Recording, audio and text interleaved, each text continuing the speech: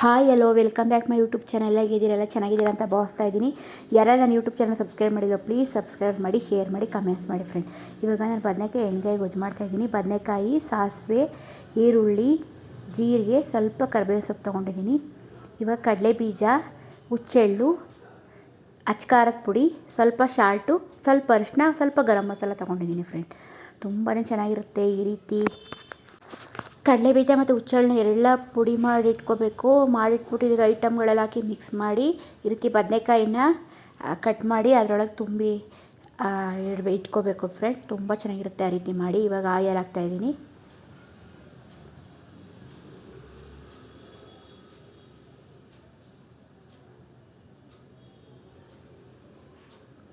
ನೋಡಿ ಫ್ರೆಂಡ್, ಇವಾಗ ಆಯಿಲ್ ಹಾಕಾಯಿತು. ಸ್ವಲ್ಪ ಜೀರಿಗೆ, ಸ್ವಲ್ಪ ಸಾಸಿವೆ,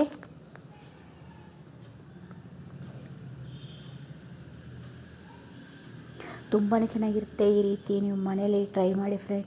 ಯಾವತ್ತೂ ತಿಂದಿಲ್ಲ ಈ ರೀತಿ ಟೇಸ್ಟ್, ಅಷ್ಟು ಸಖತ್ತಾಗಿರುತ್ತೆ. ಸ್ವಲ್ಪ ಕರಿಬೇವಿನ ಸೊಪ್ಪು ಹಾಕ್ತಾಯಿದ್ದೀನಿ. ಸ್ವಲ್ಪ ಈರುಳ್ಳಿ,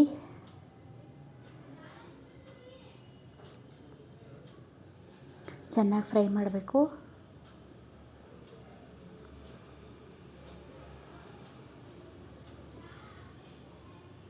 ನೋಡಿ ಫ್ರೆಂಡ್, ಎಷ್ಟು ಚೆನ್ನಾಗಿ ಕಾಣಿಸ್ತದೆ, ಸಖತ್ತಾಗಿ ಟೇಸ್ಟಿಯಾಗಿರುತ್ತೆ.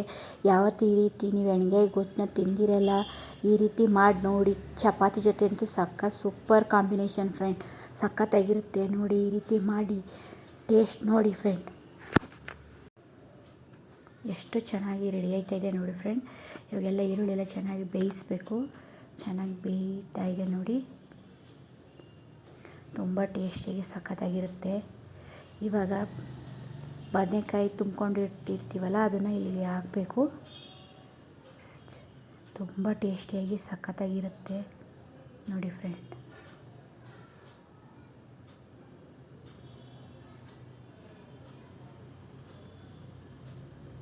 ಇವಾಗ ಸ್ವಲ್ಪ ಮುಚ್ಚಬೇಕು ನೋಡಿ. ಚೆನ್ನಾಗಿ ಸ್ವಲ್ಪ ಬೆಂದಿದೆ. ಸ್ವಲ್ಪ ಮಿಕ್ಕಿದಂಥ ಮಸಾಲೆನ ಇದಕ್ಕೆ ಹಾಕ್ತಾಯಿದ್ದೀನಿ.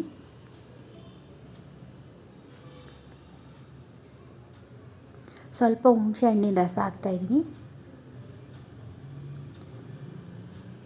ರುಚಿಗೆ ತಕ್ಕಷ್ಟು ಸಾಲ್ಟ್ ಹಾಕ್ತಾಯಿದ್ದೀನಿ.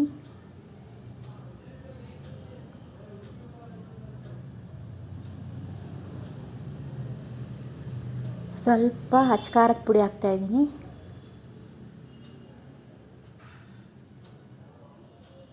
ನೋಡಿ ಫ್ರೆಂಡ್, ಎಷ್ಟು ಚೆನ್ನಾಗಿ ಕುದೀತಾ ಇದೆ. ತುಂಬ ಚೆನ್ನಾಗಿ ರೆಡಿ ಆಯ್ತಾ ಇದೆ. ಕೊತ್ತಂಬರಿ ಸೊಪ್ಪು ಹಾಕ್ತಾಯಿದ್ದೀನಿ ನೋಡಿ ಫ್ರೆಂಡ್. ಸಖತ್ತಾಗಿ ರೆಡಿಯಾಗಿದೆ. ತುಂಬ ಟೇಸ್ಟಿಯಾಗಿರುತ್ತೆ ನೋಡಿ. ಎಷ್ಟು ಚೆನ್ನಾಗಿ ಎಣ್ಗಾಯಿ ಗೊಜ್ಜಂತೂ ಚಪಾತಿ ಜೊತೆ, ಪೂರಿ ಜೊತೆ ಮತ್ತು ಜೋಳದ ರೊಟ್ಟಿ ಜೊತೆ ತುಂಬಾ ಚೆನ್ನಾಗಿರುತ್ತೆ. ಸಖತ್ತಾಗಿ ಕಾಂಬಿನೇಷನ್ನು. ನಾವು ಹುಚ್ಚೆಳ್ಳು, ಕಡಲೆ ಬೀಜ ಎಲ್ಲನೂ ಆ್ಯಡ್ ಮಾಡಿದ್ದೀನಿ. ಸಖತ್ ಟೇಸ್ಟಿಯಾಗಿರುತ್ತೆ. ಎಲ್ಲರೂ ಈ ರೆಸಿಪಿನ ಮನೇಲಿ ಟ್ರೈ ಮಾಡಿ ಫ್ರೆಂಡ್. ಒನ್ ಮೋರ್ ಅಂತೀರ, ಅಷ್ಟು ಟೇಸ್ಟಿಯಾಗಿರುತ್ತೆ. ಹುಚ್ಚೆಳ್ಳು ಹಾಕೋದ್ರಿಂದ ತುಂಬಾ ಟೇಸ್ಟಿಯಾಗಿರುತ್ತೆ ಫ್ರೆಂಡ್. ಮನೇಲಿ ಎಲ್ಲರೂ ಟ್ರೈ ಮಾಡಿ. ಸಖತ್ತಾಗಿರುತ್ತೆ. ತುಂಬಾ ಚೆನ್ನಾಗಿರುತ್ತೆ. ಹುಚ್ಚೆಳ್ಳು ಮತ್ತು ಕಡಲೆ ಬೀಜ, ಅಚ್ಕಾರದ ಪುಡಿ, ಗರಂ ಮಸಾಲ, ಅರಿಶಿನ, ಸ್ವಲ್ಪ ಸಾಲ್ಟ್ ಎಲ್ಲನ ಹಾಕಿ ಪೌಡ್ರು ಮಾಡಿಕೊಂಡು ಅದನ್ನ ಬದನೆಕಾಯಿ ಒಳಗೆ ತುಂಬಬೇಕು ಫ್ರೆಂಡ್. ತುಂಬ ಚೆನ್ನಾಗಿರುತ್ತೆ. ಟೇಸ್ಟ್ ಅಂತೂ ಒನ್ ಮೋರ್ ಅಂತೀರ, ಅಷ್ಟು ಚೆನ್ನಾಗಿರುತ್ತೆ ಫ್ರೆಂಡ್. ಎಲ್ಲರೂ ಈ ರೆಸಿಪಿನ ಮನೇಲಿ ಟ್ರೈ ಮಾಡಿ. ನೀವೇ ಕಮೆಂಟ್ಸ್ ಮಾಡಿ friend. Thank you for watching. ಎಲ್ರಿಗೂ ನಮಸ್ಕಾರ.